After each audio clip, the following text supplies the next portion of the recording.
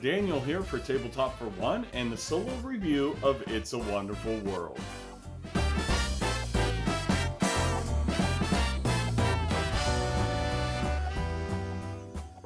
Thank you very much for joining me today. It's a Wonderful World is a card drafting engine building game designed by Frederick Guerard and published by Lucky Duck Games. Lucky Duck Games published this through Kickstarter back in 2019.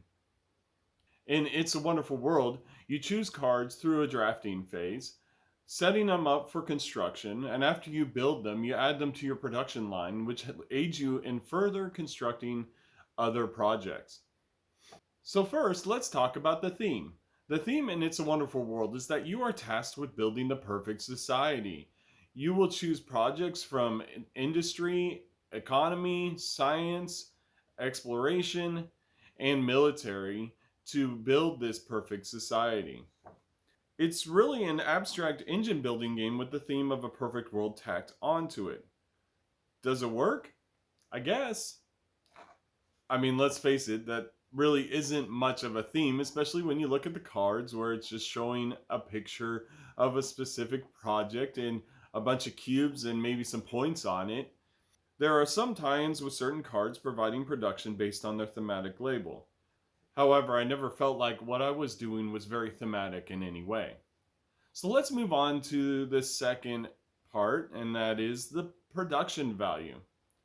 Now, in It's a Wonderful World, you have a couple boards, 100 or so large cards, and 100 or so plastic cubes, and then some cardboard tokens. The cards and the plastic cubes are of good quality. The cubes have not chipped on me yet, and I've played this game dozens of times.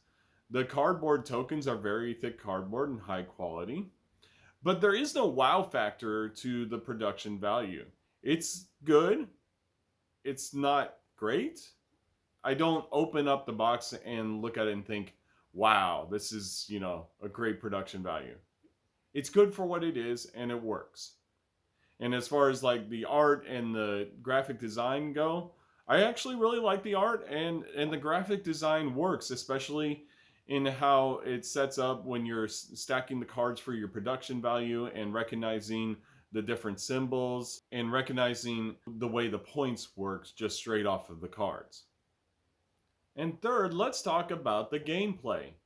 In It's a Wonderful World, in the solo mode, you're going to be drafting up to 10 cards around, choosing which of those cards you're going to try to build and which ones you're going to recycle.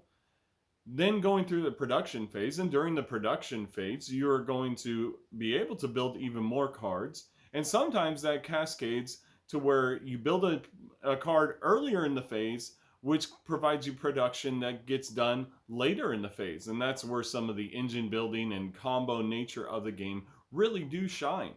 It's very satisfying to have these combos fire off during the production phase. Often you'll draft many cards for construction thinking that you probably can't make them all, but somehow your engine hums along so well that they all get built. The game only lasts 4 rounds, and it's surprising how much you can get accomplished in that time, especially in the final 2 rounds.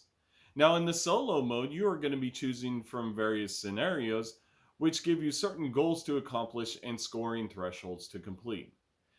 And with that in mind, let's go into number 4, the ease of solo play.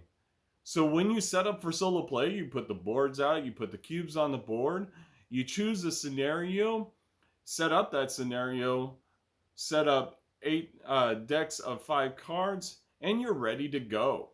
It doesn't take much more than a minute or 2 to get set up, and then the gameplay goes rather quickly because each round is about 5 minutes or so. It might be a little bit longer in the later rounds because you're doing so much and accomplishing so much.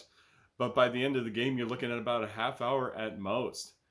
It's quick, it's easy to grasp, there's a lot to do, but not a lot of rules. And so the overhead is very low, and the complexity is very low. But the gameplay is just very fun, quick, and easy. All in all, it's one of those games that you can table rather easily at night, and by the end of the night get 3-4 plays done before you're ready to put the game away. And that leads us to number 5, the replayability.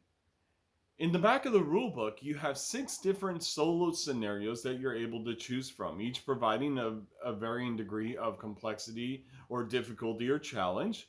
But on top of that, there are a ton of fan made solo scenarios.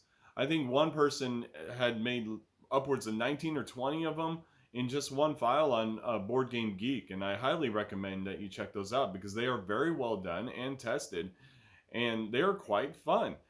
And furthermore, you can actually make your own challenges rather easily. You could easily choose several different of the projects in the game that you're required to build by the end of the game, or make it so that you choose 4 of them and you have to build one each round in order to accomplish the goal.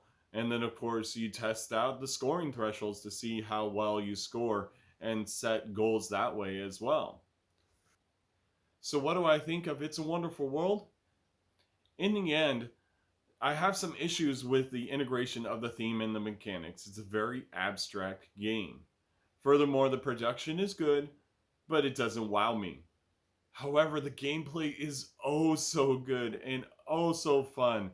The combo nature of the engine building is so satisfying. It's one of my favorite engine building games that I have in my collection.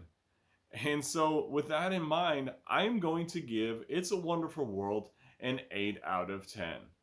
I enjoy the game every time I play it, and I don't see that changing anytime soon. I've dozens of plays down, and still dozens more to come. And so, this has been a review of It's a Wonderful World. Comment below and let me know what you think of the game. Please like this video and subscribe to this channel if you like what you see here. And I thank you very much for watching Tabletop for One. Have a great night.